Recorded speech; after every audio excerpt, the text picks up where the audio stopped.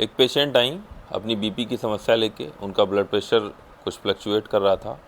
तो मैंने उनसे पूछा कि आप बीपी खुद से नाप रहे हैं, कैसे नाप रहे हैं? तो कहीं नहीं, मुझे बीपी नापना आता है। तो मैंने पूछा कि कैसे नाप रहे हैं? तो उनके पास एक घड़ी थी और एक अंगूठी थी। एक आजकल रिंग आ रही है वो, और एक घड़ी, उससे वो बीपी नाप रही हैं। और वो मतलब कभी ज़्यादा आ रहा है, कभी कम आ रहा है। तो एक तो ये जो दोनों डिवाइस हैं ये पूरी तरह से रिलायबल नहीं है। दूसरा, सही बीपी नापने की जो मशीन है वो पारे वाली होती है, मरकरी वाली। तीसरा, बीपी नापने के कुछ नियम होते हैं, उसको बताता हूँ। एक तो आप अपना बीपी जो नाप रहे हैं वो सवेरे नाप लीजिए दवा खाने के पहले। दूसरा, आप शाम को ले लीजिए।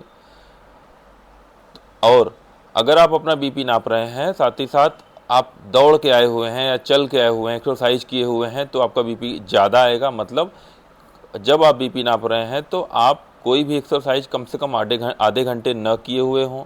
बीपी नापने के लिए आप आराम से अपनी चेयर पे बैठे हुए हों। आपका जो कफ हो, जो बीपी नापने के लिए लगाया जाता है, यहाँ आपकी बाह में पूरी तरह से हो, मतलब आपके हार्ट के लेवल पे हो।